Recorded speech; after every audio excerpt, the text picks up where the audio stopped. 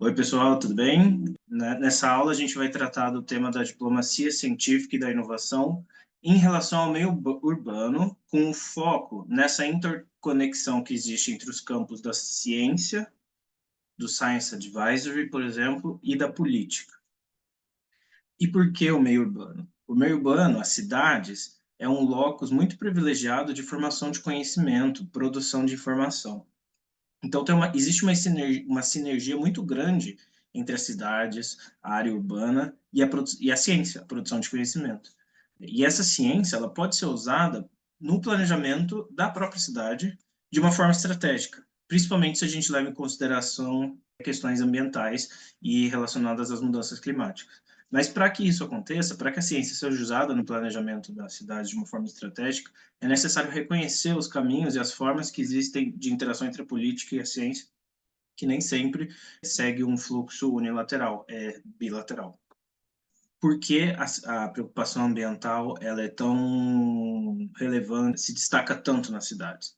A questão é que muitos dos setores econômicos que são levados a cabo nas cidades, no meio urbano, são muito poluentes, emitem muito gás carbônico. Por exemplo, a construção civil é um dos setores mais emissores ao redor do mundo, mas também tem a questão de energia, de transporte, o uso do solo, saneamento básico e até questões de saúde relacionadas às mudanças climáticas. Mas para além da emissão de CO2, de gás carbônicos, de gases do efeito estufa que é emitida na cidade, tem também aquela emissão que é feita fora da cidade, mas na produção de bens que são consumidos na cidade. Então, as cidades são grandes fontes de demanda de bens que emitem muito carbono, muito gases de efeito estufa na sua produção. Nesse viés de mitigação das emissões, o avanço da urbanização age como uma pressão de demanda nesses produtos mesmo, que são poluídos, mesmo que eles tenham sido produzidos fora da cidade, não necessariamente nas cidades. Então, o papel da cidade é controlar essa demanda. Por exemplo, um centro urbano que estabeleça uma lei que obrigue que os carros tenham que ter esta ou aquela tecnologia.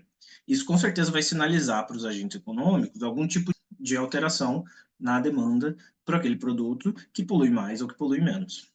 Agora, do ponto de vista da adaptação, saindo do campo da mitigação, as áreas urbanas também são áreas que representam muitos riscos ambientais. A maior parte das cidades tem alguma outra área mais propensa à inundação ou a secas, a uma insuficiência de infraestrutura de transportes, a um calor excessivo, a produção excessiva de resíduos. Então, esse viés da adaptação também é importante e a ciência pode ajudar a resolver, ou não resolver, talvez definitivamente, mas a abordar essa questão em termos políticos. E como que a ciência e a inovação, o Science Advisory, cumpre com esse papel, principalmente no que tange às mudanças climáticas, como, por exemplo, a elaboração de modelos de previsão e localização de população futura, modelos relacionados a capacidade de suporte da infraestrutura urbana, a mensuração e a possibilidade de redução das emissões de carbono nos diferentes setores da economia ou nos diferentes bairros. Enfim, de uma forma geral, a ciência e a inovação fornece as bases para a avaliação de políticas públicas e, possivelmente, a geração de cenários alternativos, de modelos diferentes de desenvolvimento da zona urbana.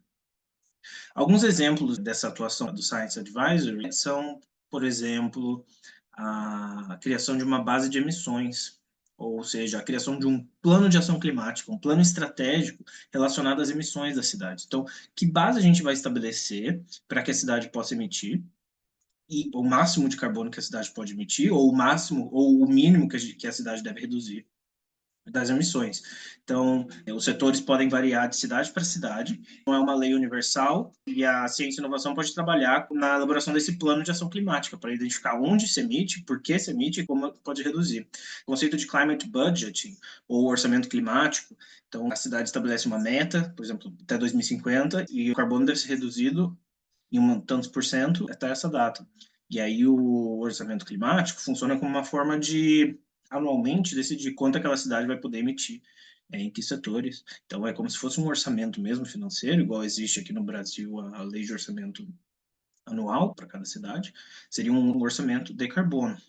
E para finalizar, a sinergia entre ciência e combate às mudanças climáticas no âmbito urbano é tão relevante que existem uma série de articulações internacionais a respeito desse tema, como, por exemplo, a C40, a rede C40, a rede ICLEI, de governos locais pela sustentabilidade, e até mesmo um alargamento do conceito de smart cities, que engloba essa questão ambiental, e essa cooperação internacional é extremamente relevante, porque muitas políticas já foram testadas em várias outras cidades, então, assim, com o know-how adquirido em outras experiências, os administradores urbanos podem mitigar os riscos, diminuir custos em relação à eficiência de políticas que sejam tentadas naquela cidade, numa determinada localidade. Então é isso, gente. Espero ter ficado claro como a ciência e a inovação pode ser um meio de estratégia para o combate às mudanças climáticas no âmbito das cidades. Ok? Obrigado.